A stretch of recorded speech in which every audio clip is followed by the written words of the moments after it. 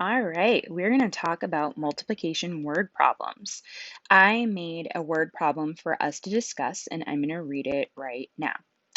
Daoud made 6 mugs of hot chocolate, and he put 9 marshmallows in each mug. How many marshmallows did Daoud use?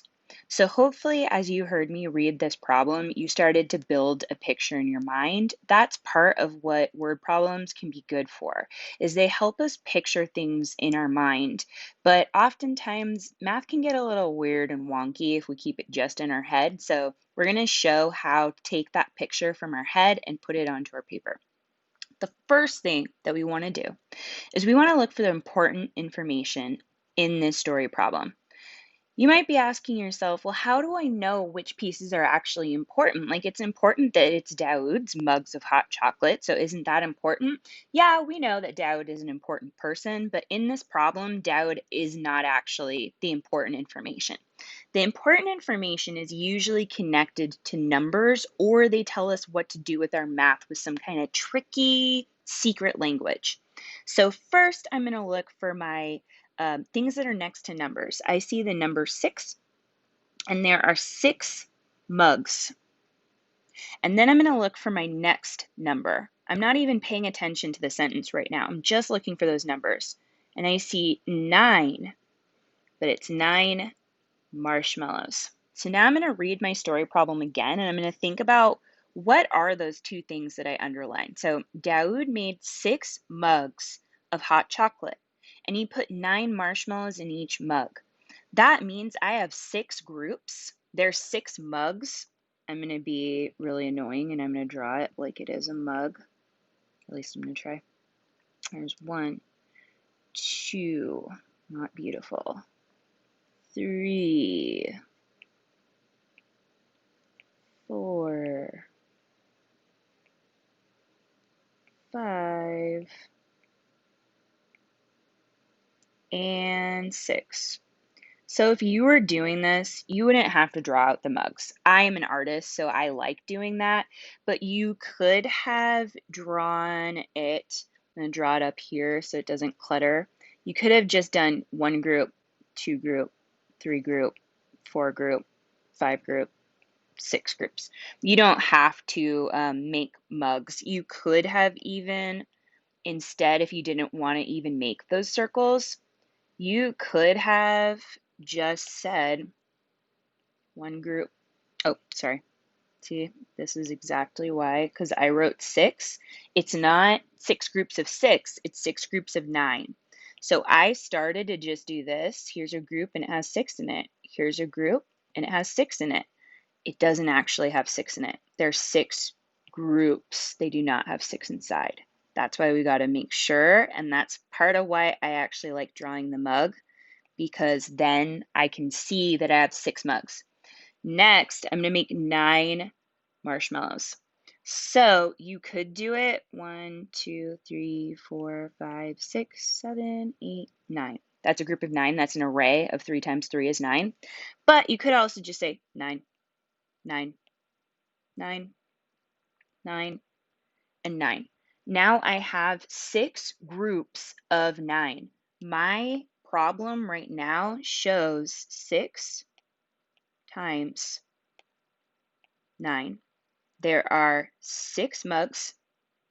They each have 9 marshmallows in each mug.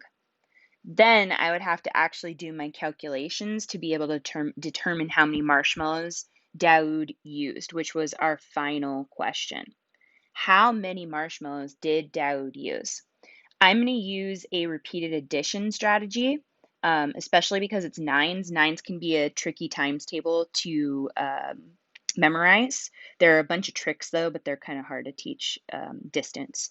So what I'm going to do is I know that if I add these 2 mugs, that's 18 marshmallows, because I know 9 times 2 is 18.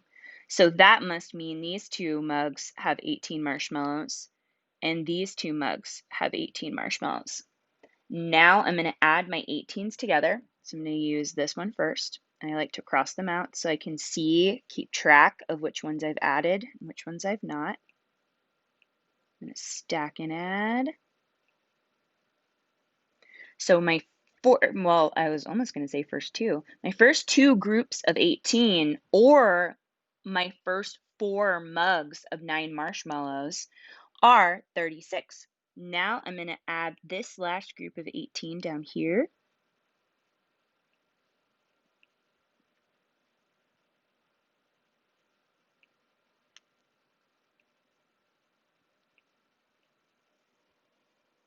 So I just found out, I'm going to circle it, that Daoud used 54 marshmallows. So I did all of my calculations and I found out that Daoud used 54 marshmallows.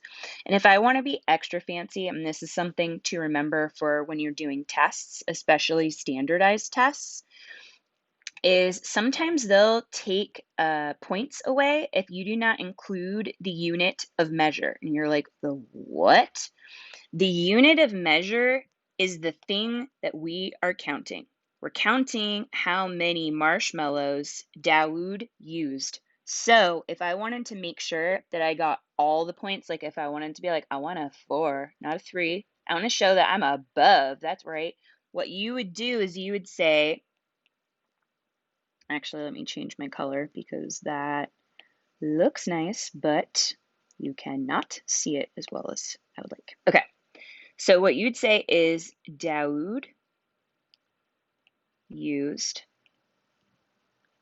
54 marshmallows.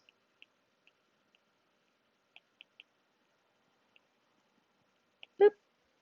That way you're answering the question because there's a question mark here. So we aren't just saying 54. That is an answer, yes. But to the question, how many marshmallows did Daoud use? This is a better way to answer that question because it's using the question itself in how you're answering it. How many marshmallows did Daoud use? Daoud used 54 marshmallows. So that is how we break down story problems into the little chunks that we're looking for.